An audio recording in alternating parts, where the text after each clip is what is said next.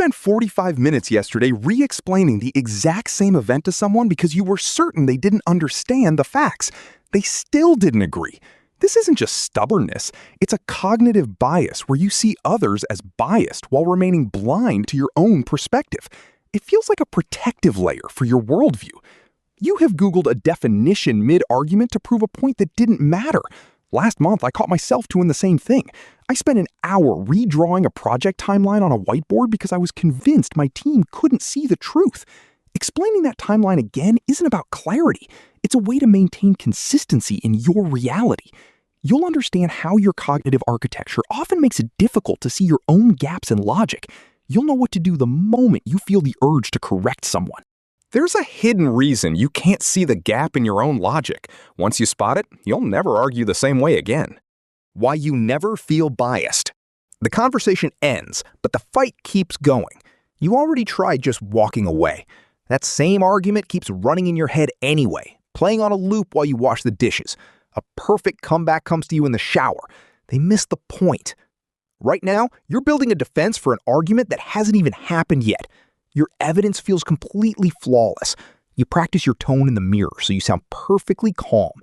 A mental list of everything they got wrong last December sits ready, just in case they bring it up. Exhausting. This mental loop often catches you by surprise, drawing you back in before you realize it. When you treat your own perspective as the absolute truth, you find that the emotional cost adds up. You trade your whole evening's peace for a moral victory that only exists in your head. People around you start to pull away. That exhaustion stems from a deeper source. A deeply ingrained mental habit can keep you firmly locked in place. The facts won't save you. Mid-fight, you pause to lay out a flawless timeline of what happened, fully expecting an apology. You believe that if you just state the facts clearly enough, the other person will finally agree with you. You list the events and present the undeniable proof. The apology never arrives. They don't lack data. Throwing more information at the problem only makes the clash worse. You actually scroll through weeks of chat history just to prove they typed the word sure instead of fine. That feels ridiculous.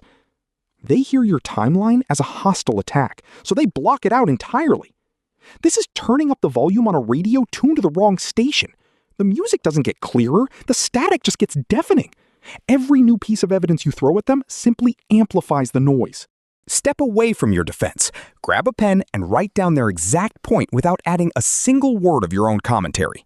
Hold the paper. Seeing their exact words in ink stops the defense reflex cold. From there, ask them one question about how they feel instead of what they do. The cost of this starts smaller than you think, but it never stays there. Judging their actions, excusing yours. That second cost hits the moment a colleague misses a deadline. You label them lazy. You miss your own deadline and you blame the software. One verdict ruins trust. The other clears your name. You excuse your slip-ups because you meant well, but you judge a coworker's mistakes as character flaws. Inside your head, the snap judgment feels justified. When you stumble, you feel the weight of 4 unread messages and a locked spreadsheet. All those pressures make your delay feel inevitable. When someone else drops the ball, you see none of that. You just see a person failing. That double standard often happens without conscious awareness. You might find yourself inventing a backstory about their work ethic to explain a single late email. Picture a referee who watches the slow-motion replay for one team, but only the live action for the other. That official calls a rigged game. Every time you give yourself the benefit of the doubt while condemning a peer, you blow that whistle. You judge your messy circumstances against the visible results. Stop hunting for their hidden motives. Instead, track the physical sensation of your own irritation as it rises. Notice where it sits in your chest or jaw. That heat is the only thing you need to monitor. Reframe the narrative by asking yourself, what would I think if I were in their position right now? This simple shift forces your brain to acknowledge the context you usually ignore. The double standard doesn't stop at your desk. You carry this same tilted lens into your home, forcing you to choose between being right and being connected. The baseline reality myth. At home, it feels like wearing dark purple sunglasses you can't take off. Everyone else points at a bright blue sky. You assume they've lost their minds. You treat your own opinion as the baseline truth that everyone else is deviating from. Every single preference you hold seems entirely objective. When a friend wants the thermostat set to 70 degrees, they seem crazy for freezing the house. Your own comfort level exists as the true center of the universe. For many, the reflex is nearly instantaneous. It's common to view a different habit as a mistake rather than just a variation. The urge to fix a tiny error strikes fast. You might find the correction jumping to your lips without hesitation. Hold the silence. Wait 60 seconds before correcting someone on a minor detail. Because the pause proves the conversation survives without your intervention. Notice how quickly you label a different preference as wrong. Certainty is a heavy anchor. You drop it and you stop moving.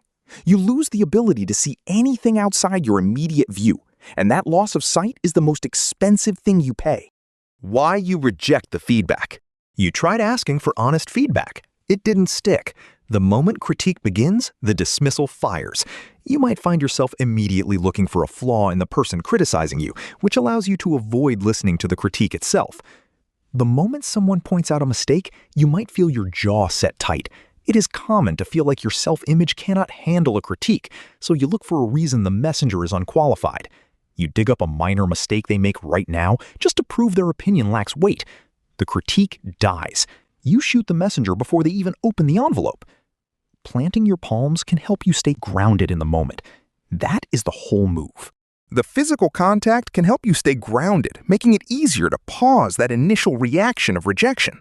For the rest of this week, nod once and say thank you before offering any explanation. Rejecting the mirror means you exist only on the terms of your own ego. You turn into a person who cannot grow because you refuse to see anything that doesn't already fit your own story. Finding the proof you want. 3 text threads. You decide the verdict first, then scan for evidence that supports your case. A quick scroll through yesterday's messages finds a short reply. You keep digging. A 10-minute dive uncovers a canceled plan. By midnight, you have a case. Confirmation becomes the only goal. You hunt exclusively for clues backing up your original assumption, tossing out any detail challenging your conclusion. An arrow hits a blank wall. You walk up and paint a bright red bullseye around the shaft. Perfect shot. The data simply bends to fit the story you already wrote. Searching for clues isolates you further. Running a courtroom interrogation leaves zero room for an actual connection. Read their last message out loud in an empty room. State one detail that contradicts your own theory. To break the pattern, send one message that asks for their perspective without mentioning your own. That single act shifts the script from a trial to a conversation. You are now listening to their side of the story instead of building a case against them. How to drop the defense. Now you know why your blind spots stay hidden, and you have the tools to catch the correction. Psychologists call it the bias blind spot. In plain words, it means you think you're fair, but you are prone to excusing your own mistakes while judging everyone else. This tendency makes it difficult to see your errors even when you spot them in others. You have been fighting so hard to be right, you forgot you don't need to win the fight to hold your ground. Wherever you used to demand total agreement, you can now sit back and listen. Those 45 minutes you lost yesterday are yours to take back tomorrow. Subscribe. There's more here that keeps your time in your own hands.